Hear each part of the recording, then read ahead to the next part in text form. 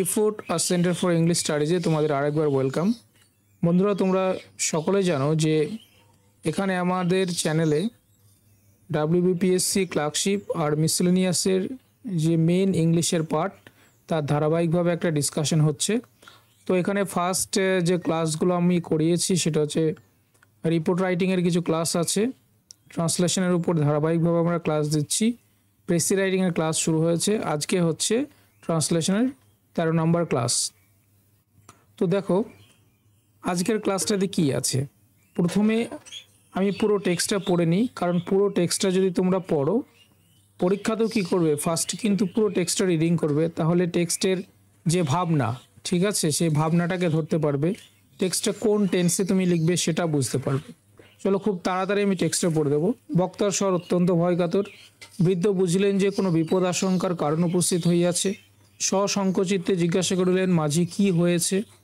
মাঝি উত্তর করিল না, কিন্তু যুবক উত্তরের প্রতীক্ষা না করিয়া বাহিরে আসিলেন। বাহিরে আসিয়া দেখিলেন যে প্রায় প্রভাত হইয়াছে, চতুর্দিক অতি গাঢ় কুজ্ঝটিকায় ব্যাপ্ত হইয়াছে। আকাশ, নক্ষত্র, চন্দ্র, উপকূল কোনো দিকে কিছুই দেখা যাইতেছে না।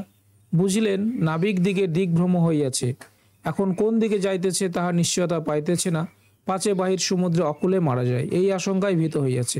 তাহলে এটা দেখো, বৃদ্ধ বুঝিলেন মানে সিম্পল পাস্ট টেন্সে লেখা, মাঝি উত্তর করিল না, বক্তার স্বর অত্যন্ত ভয়কাতর, এটা থেকে কিছু বোঝাচ্ছে না, কিন্তু পরের সেন্টেন্সগুলো বোঝাচ্ছে। তো আমি বলবো অবশ্যই যারা আমার ক্লাসে আজকে প্রথম তারা সাবস্ক্রাইব করবে, আর রেগুলার যাতে তোমরা নোটিফিকেশন পাও তার জন্য কিন্তু অবশ্যই বেল আইকনটা প্রেস করবে, ঠিক আছে, তাহলে নোটিফিকেশনটা পাবে। আর অবশ্যই একটা লাইক দিয়ে যেও। ক্লাসটা কেমন লাগলো তোমরা কমেন্টে কিন্তু অবশ্যই জানাবে। দেখো তাহলে বক্তার স্বর অত্যন্ত ভয়কাতর, তাহলে যেহেতু আমরা বুঝতে পেরেছি এটা সিম্পল পাস্ট টেন্সে প্যাসেজটা আছে এবং টেক্সটটা খুব সুন্দর একটা টেক্সট, তোমরা পড়েই বুঝতে পারছো। তাহলে বক্তার স্বর, এখানে একটা ওয়ার্ড উজ্জ আছে, সেটা কি বক্তার স্বর ছিল, বক্তার স্বর ছিল অত্যন্ত ভয়কাতর, সিম্পল পাস্ট টেন্সে লেখা। তাহলে এখানে আমাদের সাবজেক্টটা হচ্ছে বক্তার স্বর, ছিল হচ্ছে এখানে ভার্ব। ওকে, তাহলে কিভাবে করব দেখো, বক্তার স্বরের ইংলিশ কি, স্পিকার্স ভয়েস, স্পিকার্স ভয়েস ছিল ওয়াজ। ওকে, বক্তার স্বর ছিল অত্যন্ত ভয়কাতর, অত্যন্ত ভয়কাতর, এক্সিডিংলি ফিয়ারফুল, কি ছিল, এক্সিডিংলি ফিয়ারফুল, অত্যন্ত ভয়কাতর, এক্সিডিংলি ফিয়ারফুল। ঠিক আছে, যদি তোমাদের মনে হয় এই ওয়ার্ডগুলো যাদের কাছে নতুন তারা অবশ্যই ক্লাস শুরুর আগে একটা নোট খাতা নেবে, সেখানে নোট করবে, ঠিক আছে। দেখো তাছাড়া আর কিভাবে লেখা যায়, আরোভাবে লেখা যায় যে স্পিকার্স ভয়েস কুইভার্ড উইথ ফিয়ার, মানে বক্তার স্বর ছিল অত্যন্ত ভয়কাতর, যখন কথা বলছিল তখন কি কথাটা কাঁপছিল, সেটা থেকে বোঝা যাচ্ছিল যে অত্যন্ত ভয়কাতর বক্তার ভয়েসটা। ঠিক আছে, তাহলে দুইভাবে তোমরা করতে পারো, স্পিকার্স ভয়েস কুইভার্ড উইথ ফিয়ার সেটা লিখতে পারো, সিম্পল পাস্ট টেন্স লেখা, কুইভার্ড থেকে কুইভার্ড ভার্বের সেকেন্ড ফর্ম এটা, ঠিক আছে, সিম্পল পাস্ট টেন্সে। নেক্সট দেখো, এটা হচ্ছে যে এখানে একটা অনলাইন কোর্স আমরা শুরু করছি, সেটা হচ্ছে পিএসসি ক্লার্কশিপ মেন আর হচ্ছে মিসলেনিয়াসটা এখানে লেখা হয়নি, মিসলেনিয়াস মেন এক্সামের জন্য, ঠিক আছে, আমাদের অনলাইন ব্যাচ স্টার্ট হবে।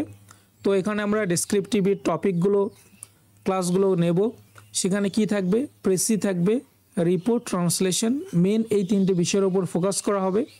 ওকে, এবং ডিউরেশনটা 6 মান্থের থাকবে, কোর্স ফি থাকবে 899 টাকা। যারা তোমরা আমার ক্লাসে জয়েন করতে চাও অনলাইন ব্যাচে তারা এই নাম্বারে হোয়াটসঅ্যাপ করবে, ঠিক আছে। আর যদি মনে করো যে তোমাদের কি প্রবলেম আছে, তোমাদের ইংলিশে কোন জায়গাতে কোন পরিস্থিতি তোমরা আছো আমার সঙ্গে ডিসকাস করতে চাও, তাহলে 9 PM to 10 PM এই টাইমের ভিতরে তোমরা আমাকে কল করতে পারো, ঠিক আছে, এই নাম্বারে। এবার দেখো এখানে আমি কি আলোচনা করব, এখানে আমি প্রত্যেকটা বিষয়ের যাদের বেসিক কমপ্লিট আছে আমি একটা ফাউন্ডেশন থেকে শুরু করব, ঠিক আছে, বেসিক থেকে শুরু করব। এখানে বেসিক বলতে গ্রামারের অবজেক্টিভের যে বেসিক সেটা না, ডেসক্রিপটিভের জন্য যেটুকু বেসিক প্রয়োজন সেটুকু আমি এখানে কিন্তু তোমাদেরকে শেখাবো। আর তোমাদের সঙ্গে আলোচনা করার পর যাদের যেখানে দুর্বলতা আছে সেই জায়গাগুলো আমি তোলার চেষ্টা করব, ঠিক করার চেষ্টা করব। ওকে, আচ্ছা এবার আমি এখানে যে জিনিসগুলো ট্রান্সলেশন করার সময়, প্রেসি লেখানোর সময়, রিপোর্টের সময় বলি, সেগুলো কিন্তু আমি ক্রোনোলজিক্যাল অর্ডারে ঠিক আছে নিয়ম ধরে ধরে তোমাদেরকে শেখাবো। ট্রান্সলেশনের পোর্শন যদি বলি, তাহলে ট্রান্সলেশনের প্রত্যেকটা পার্টস অফ স্পিচ থেকে নিয়ে কিভাবে ট্রান্সলেশনটা হয়, ওকে। টেন্সগুলো একবার তোমাদের আলোচনা করে দেব, ওকে। কোন টেন্স থেকে কিভাবে বাংলা থেকে কিভাবে ইংলিশে ট্রান্সলেশন আছে, নন ফাইনাইট ভার্বগুলো থেকে কিভাবে বাংলা থেকে ইংলিশে ট্রান্সলেশন আসে, ঠিক আছে। প্রিপোজিশনের কিভাবে ব্যবহার করতে হয়, বিশেষ ফ্রেজের কি করে ব্যবহার করতে হয়, ইডিয়ামসের কি করে ব্যবহার করতে হয়, সেই সমস্ত জিনিসগুলো কিন্তু এখানে আমি ক্রোনোলজিক্যাল অর্ডারে স্টেপ বাই স্টেপ এই ক্লাসে তোমাদেরকে শেখাবো।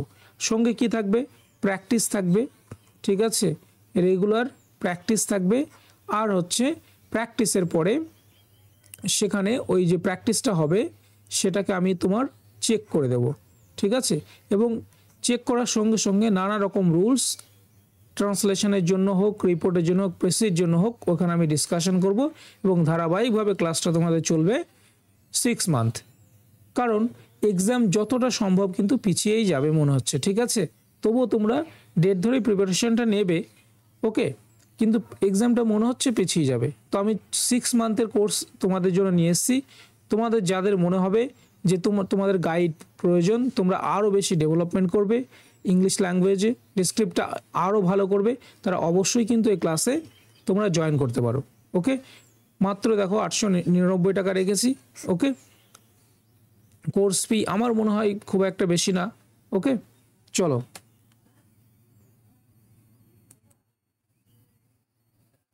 বৃদ্ধ বুঝিলেন যে কোনো বিপদ আশঙ্কার কারণ উপস্থিত হইয়াছে। তাহলে কি, বৃদ্ধ বুঝিলেন, তাহলে এখানে হচ্ছে দেখো বৃদ্ধ বুঝিলেন যে কোনো বিপদ আশঙ্কার কারণ উপস্থিত হইয়াছে। তাহলে প্রথমে তোমরা দেখো এই সেন্টেন্সটা কোন সেন্টেন্সে আছে। সেন্টেন্সটা কিন্তু একটা কমপ্লেক্স সেন্টেন্সে আছে, ঠিক আছে, কমপ্লেক্স সেন্টেন্সে। তাহলে বৃদ্ধ বুঝিলেন এটা হচ্ছে কিন্তু মেইন ক্লজ। এটা কোন ক্লজ, এটা হচ্ছে মেইন ক্লজ, ঠিক আছে, এটা হচ্ছে মেইন ক্লজ। আর যে কোনো বিপদ আশঙ্কার কারণ উপস্থিত হইয়াছে, এটা কোন ক্লজ, এটা হচ্ছে subordinating clause, okay, subordinating clause.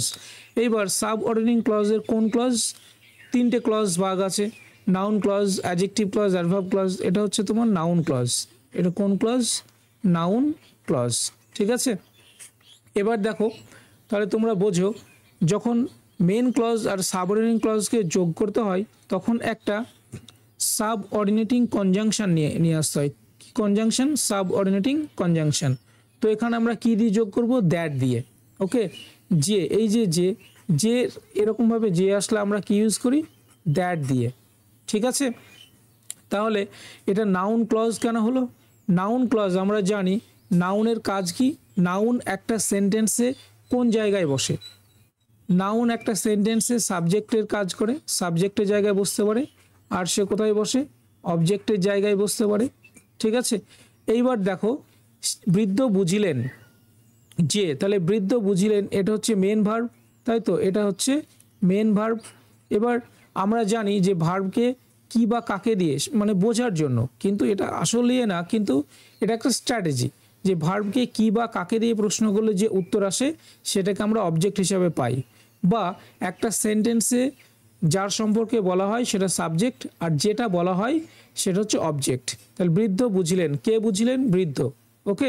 তাহলে বৃদ্ধ হচ্ছে সাবজেক্ট।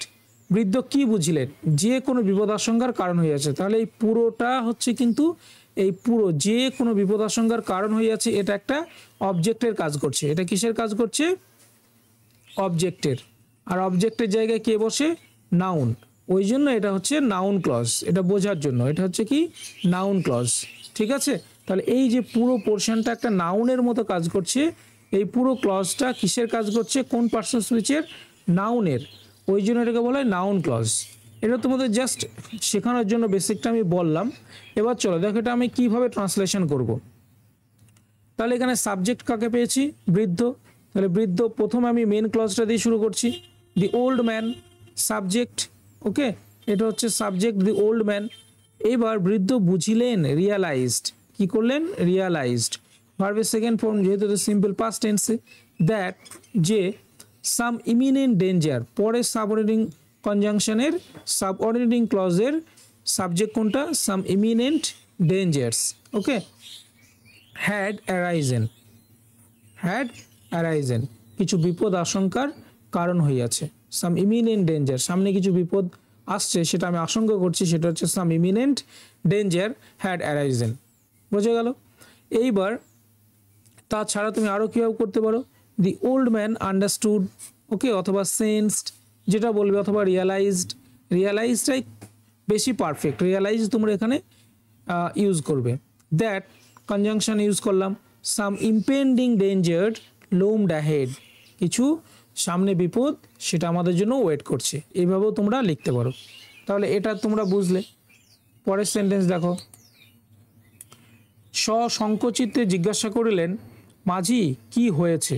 তাহলে সসংকোচিত্তে জিজ্ঞাসা করিলেন, তাহলে দেখো, তাহলে একটা জিনিস কিন্তু উজ্জ্ব আছে, সেটা হচ্ছে কি সে, ওকে, সেটা উজ্জ্ব আছে। তাহলে সে সসংকোচিত্তে জিজ্ঞাসা করিলেন বা তিনি করিলেন, যেহেতু ব্যবহার করা হচ্ছে ওই জন্য সেটা ঠিক হবে না, তিনি। তাহলে এখানে তিনি হচ্ছে সাবজেক্ট হয়ে গেল, জিজ্ঞাসা করা হচ্ছে এখানে কি, জিজ্ঞাসা করিলেন মেন ভার্ব, ওকে, তাহলে আমরা সিম্পল পাস্ট টেন্সে লিখব।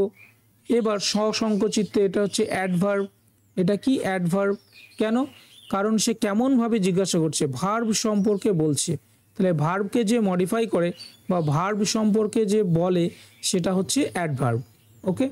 এবার দেখো কিভাবে আমরা তাহলে লিখব, হি আস্কড, জিজ্ঞাসা করিলেন, কেমনভাবে জিজ্ঞাসা করিলেন, অ্যাংশাসলি, সসংকোচিত, এটা হচ্ছে অ্যাডভার্ব। হি সাবজেক্ট, আস্কড হচ্ছে এখানে মেন ভার্ব, আর এটা হচ্ছে অ্যাডভার্ব সসংকোচিতে। এবার মাঝি কি হয়েছে, এটা দেখো ডিরেক্ট উক্তি, এটা ডিরেক্ট উক্তি, ওকে। তাহলে এটা যে টেন্সে থাকবে সেই টেন্সেই কিন্তু আমি লিখবো, এটার চেঞ্জ করা যাবে না। কি হয়েছে, কি হয়েছে, তার মানে এটা হচ্ছে present perfect tense, present perfect tense. তাহলে আমাকে এটা প্রেজেন্ট পারফেক্ট টেন্সে লিখতে হবে, বুঝে গেল। তাহলে কি লিখবো, মাঝিকে অ্যাড্রেস করছে, মাঝি কি হয়েছে, তাহলে boatman, comma, what has happened, কি হয়েছে, হ্যাঁ, এটা আমি কোন টেন্সে লিখলাম, প্রেজেন্ট পারফেক্ট টেন্সে, হ্যাভ হ্যাজ প্লাস ভার্বের থার্ড ফর্ম যে গঠন। তাছাড়া কিভাবে লেখা যায়, এই যে সসংকোচিত্তে এই অ্যাডভার্বের পরিবর্তে আমি একটা ফ্রেজও ইউজ করতে পারি, সেটা কি, with a heart heavy with apprehension, with a heart heavy with apprehension মানে মনের ভিতরে ভয় থাকা, অ্যালার্ম, ঠিক আছে, অথবা ফিয়ার, এই তিনটে ওয়ার্ডের ভিতরে যে কোনো একটা ওয়ার্ড তোমরা নিতে পারো।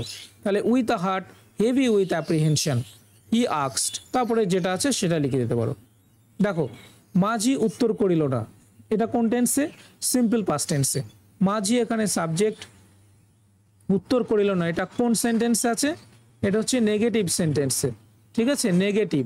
তাহলে সিম্পল পাস্ট টেন্সে নেগেটিভ যখন হয় তখন আমাদের গঠন হচ্ছে subject plus did not plus ভার্বের ফার্স্ট ফর্ম প্লাস অবজেক্ট, যদি থাকে অবজেক্ট, ঠিক আছে। তাহলে এবার আমরা কি করব, নেগেটিভ যদি হয়, দি বোটম্যান এখানে সাবজেক্ট, আমি কি দিয়েছি, ডিড নট, তারপরে ডিড নট, তারপরে ভার্বের first form, did not reply, মাঝি উত্তর করিল না, খুব সহজ এটা। এবার দেখো পরের সেন্টেন্স, কিন্তু যুবক উত্তরের প্রতীক্ষা না করিয়া বাহিরে আসিলেন, তাহলে যুবক উত্তরের প্রতীক্ষা না করিয়া বাহিরে আসিলেন, এটা কিভাবে করা যায়, কিন্তু, বাট দি ইয়াং ম্যান, তাহলে এখানে সাবজেক্ট কোনটা, যুবক, তাই তো, যুবক হচ্ছে subject, okay.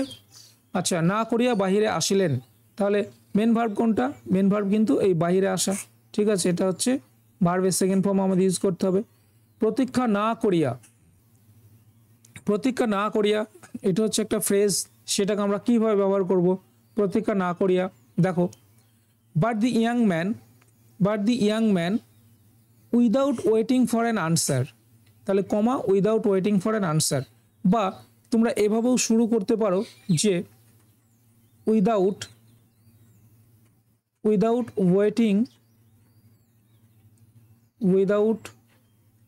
Waiting for an answer, এটাও কিন্তু ফার্স্টে দিয়ে তোমরা শুরু করতে পারো, ঠিক আছে, এটা ফার্স্টে দিয়ে শুরু করতে পারো।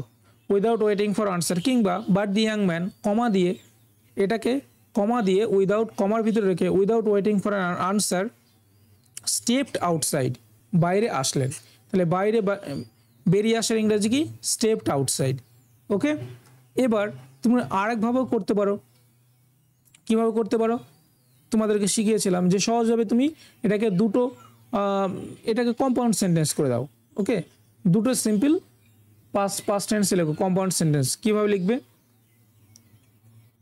But the young man did not wait, okay, did not wait for an answer and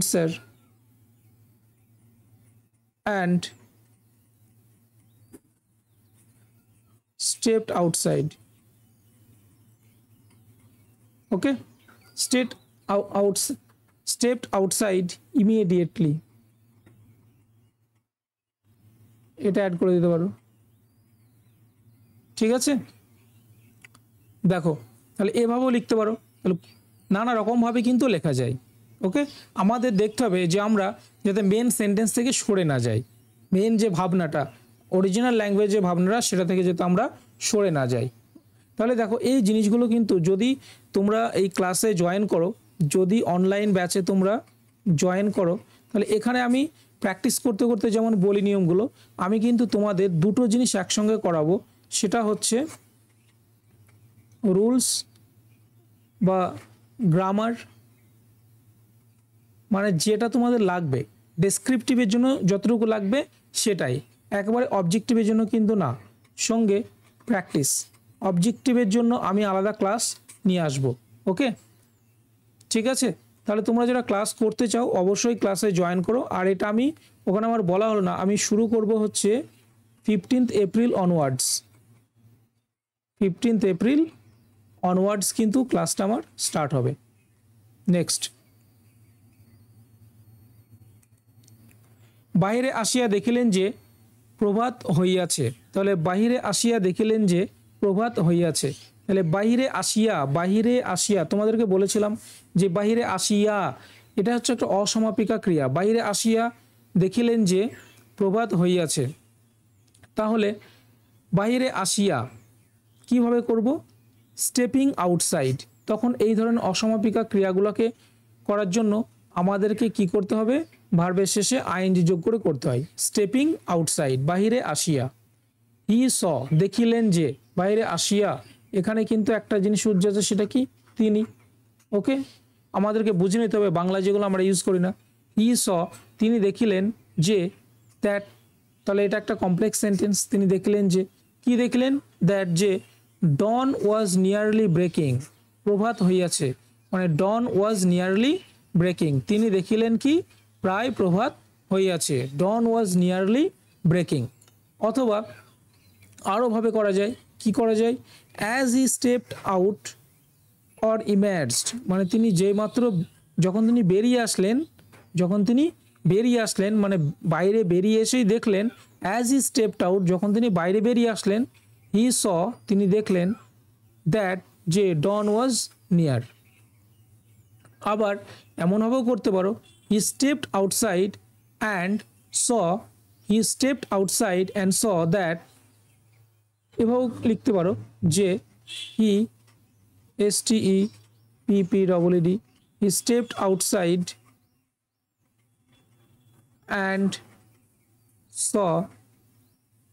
saw that dot dot. ঠিক আছে, এভাবেও তোমরা করতে পারো। তাহলে কিন্তু নানা রকমভাবে করা যায়। এবারে দেখো, চতুর্দিক অতি গাঢ় কুজ্ঝটিকায় ব্যাপ্ত হইয়াছে, আকাশ, নক্ষত্র, চন্দ্র, উপকূল কোনো কিছুই দেখা যাইতেছে না। তাহলে দেখো এত বড় একটা সেন্টেন্সকে তাহলে কিভাবে করব? চতুর্দিক গাঢ় কুজ্ঝটিকায় ব্যাপ্ত হইয়াছে, তাহলে এটাকে আমরা প্রথমে করে নেব। ঠিক আছে, চতুর্দিক গাঢ় কুজ্ঝটিকায় ব্যাপ্ত হইয়াছে। তাহলে গাঢ় কুজ্ঝটিকা, এটাকে আমরা যদি সাবজেক্ট দিয়ে যদি করে নিই, এটাকেই সাবজেক্ট হিসেবে ইউজ করে যদি করি, ওকে, তাহলে কিভাবে করব দেখো, এ ডেন্স অ্যান্ড অমিনাস মিস্ট, এই যে গাঢ় কুজ্ঝটিকা, তাহলে এটার ইংলিশ কি হবে? আর ডেন্স অ্যান্ড অমিনাস মিস্ট, গাঢ় কুজ্ঝটিকা। ওকে, কি হয়েছে? ব্যপ্ত হইয়াছে, মানে গাঢ় কুজ্ঝটিকায় সমস্ত চারিদিকটাকে যেন এনগাল্প করে নিয়েছে, পুরো ঢেকে নিয়েছে, আবৃত করে নিয়েছে, ঠিক আছে? বা গাঢ় কুজ্ঝটিকা যেন পুরো পরিবেশটাকে গিলে নিয়েছে, আর কিছুই নেই, শুধু পুরো চারিদিকটা যেন গাঢ় কুজ্ঝটিকা এটাকে গ্রাস করে নিয়েছে। তাহলে কি হবে?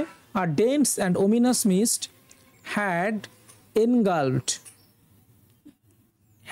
engulfed the surroundings all around। তাহলে চতুর্দিকে গাঢ় কুজ্ঝটিকা কি করেছে? চতুর্দিকে গাঢ় কুজ্ঝটিকায় ব্যাপ্ত হইয়াছে। ওকে, had engulfed the surroundings all around। তাহলে এটা তুমি পাস্ট পারফেক্টে, আচ্ছা এটা পাস্ট পারফেক্ট তুমি বাদ দাও, সিম্পল পাস্টেই লেখো, যেহেতু আমরা সিম্পল পাস্ট করছি সিম্পল পাস্টেই লেখো। পাস্ট পারফেক্টে লিখলেও ভুল হয় না, কিন্তু সিম্পল পাস্টেই লেখো, ঠিক আছে? আর ডেন্স অ্যান্ড মিস্ট, যেহেতু কুজ্ঝটিকে ব্যাপ্ত হইয়াছে বলছে, তো অনেকটা ব্যাপ্ত হয়ে আছে, মানে রেজাল্টটা এখনো বর্তমান আছে, কিছুটা সময়ের জন্য কুজ্ঝটিকা একটা অতীতে একটা নির্দিষ্ট টাইমের জন্য কুজ্ঝটিকাটা একটা পরিবেশকে এনগাল্পড করেছে, ওই জন্য পাস্ট পারফেক্টে লেখা, কিন্তু সেটা একটু কঠিন হয়ে যাবে। তোমরা যখন ক্লাসে আসবে তখন আমি এই বিষয়গুলো বলবো, ঠিক আছে? Past perfect sequence of tense, যেটা সিকোয়েন্স অফ টেন্স, এটা খুব ইম্পর্টেন্ট।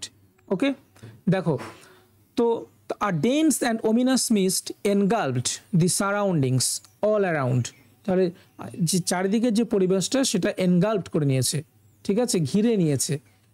কি কি ঘিরে নিয়েছে? এবার দি স্কাই, দেখো আকাশ, নক্ষত্র, চন্দ্র, উপকূল, কোনো দিকে কিছুই দেখা যাইতেছে না, তাহলে এইগুলো কোথাও দেখা যাচ্ছে না।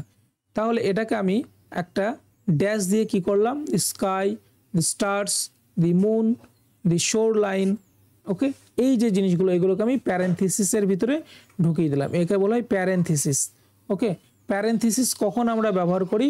প্যারেনথিসিস আমরা ব্যবহার করি যে একটা জিনিস ধরো আলোচনা করছি, সেই সম্পর্কে যদি আরও কিছু অ্যাড করতে চাই তখন কিন্তু প্যারেনথিসিসের ভিতরে এগুলোকে ঢোকানো যায়। দেখো, তাহলে the sky, the stars, the moon, the shore line, nothing was invisible in any direction, nothing was invisible in any direction, কোনো দিকে কিছুই দেখা যাইতেছে না, ঠিক আছে? এই জিনিসগুলো কিছুই কিন্তু দেখা যাচ্ছে না, nothing was invisible in direction. তাহলে এটা কেন প্যারেনথিসিসের ভিতরে ঢোকালাম? কারণ এই যে নাথিং, ঠিক আছে, এই নাথিং এর বিষয়টা পুরো কোথায় ঢুকিয়ে দিলাম? প্যারেনথিসিসের ভিতরে। ওকে, তাহলে বুঝলে এটা? তাহলে দেখো একটা খুব বড় সেন্টেন্স কিন্তু আমরা সহজভাবে করে দিলাম। পরে দেখো, বুঝিলেন নাবিক দিকে দিক ভ্রম হইয়াছে, তাহলে কে বুঝিলেন? তিনি বুঝিলেন, তিনি শব্দটা নেই, তাহলে সেটাকে আমার সাবজেক্ট হিসাবে করতে হবে। হি রিয়ালাইজড, বুঝিলেন যে, তিনি বুঝিলেন যে নাবিক দিকের দিক ভ্রম হইয়াছে, তাহলে তিনি বুঝিলেন যে, তার মানে এটা কিন্তু কমপ্লেক্স সেন্টেন্সে লেখা আছে, এটা কি সেন্টেন্সে? কমপ্লেক্স সেন্টেন্সে। তাহলে এটা হচ্ছে আমাদের মেন ক্লজ, এটা আমাদের মেন ক্লজ, আর এটা হচ্ছে আমাদের সাবঅর্ডিনেটিং ক্লজ, সাবঅর্ডিনেটিং ক্লজ, ঠিক আছে? তাহলে চলো, হি রিয়ালাইজড, তিনি বুঝিলেন, এবার সাবঅর্ডিনেটিং দ্যাট নাবিক দিকে দিকভ্রম হইয়াছে, তাহলে এই সাবঅর্ডিনেটিং ক্লজটার সাবজেক্ট কোনটা? নাবিক, এটা সাবজেক্ট হচ্ছে নাবিক। ওকে, দিকভ্রম হইয়াছে কিভাবে লিখবো? দেখো, দ্যাট দি সেলার্স, নাবিকদের সেলার কি করছে? Had lost their way or direction, তারা তাদের রাস্তা ভুলেছে, ঠিক আছে, তারা তাদের কি রাস্তা ভুলেছে। তাহলে হি রিয়ালাইজ, তিনি বুঝলেন, that the sellers had lost their way. তাহলে দেখো, এটা আমি লিখলাম, মেন ক্লজটা লিখেছি আমি সিম্পল পাস্ট টেন্সে, কিন্তু এটা আমি লিখলাম পাস্ট পারফেক্ট টেন্সে, ঠিক আছে, পাস্ট পারফেক্ট টেন্সে। তাহলে এটা সিম্পল পাস্ট টেন্সে, এটা পাস্ট পারফেক্ট টেন্সে কেন লিখলাম? এই যে সিম্পল পাস্ট আর এটা পাস্ট পারফেক্ট, এইগুলোকে আমাকে শিখতে হবে কি? সিকোয়েন্স অফ টেন্স, ঠিক আছে? তাহলে একটু আমি বলে দিই, যখন আমি কোনো পাস্ট পারফেক্টের ঘটনা বলছি, ধরো এটা পাস্ট, সিম্পল পাস্ট টেন্সে বলছি, সিম্পল পাস্ট টেন্সে বলছি। এবার এরও আগে যদি কোনো ঘটনা ঘটে যায় সেটাকে বোঝাতে গিয়ে কিন্তু আমাকে পাস্ট পারফেক্ট ইউজ করতে হবে, পাস্ট পারফেক্ট ইউজ করতে হবে, ঠিক আছে। কিংবা এই টেন্স কিন্তু অনেক জিনিস শেখার আছে, ওকে। তো ঠিক আছে, ক্লাস লেন্দি হবে। এবার বিষয়টা হচ্ছে দেখো, এই জিনিসগুলো কিন্তু আমি প্রত্যেকটা জিনিস ধরে ধরে শেখাবো, প্রত্যেকটা জিনিস আমি ধরে ধরে শেখাবো। তোমরা অনলাইন ব্যাচে অবশ্যই যাদের কাছে মনে হচ্ছে জিনিসগুলো নতুন, তারা অনলাইন ব্যাচে অবশ্যই জয়েন করো, তারা অনলাইন ব্যাচে জয়েন করো। আমি ফিজ কিন্তু খুবই কম রেখেছি, ফিজ খুবই কম রেখেছি, 899 টাকা, ওকে। আমাদের ক্লাস শুরু হবে এপ্রিল 15 অনওয়ার্ডস। চলো,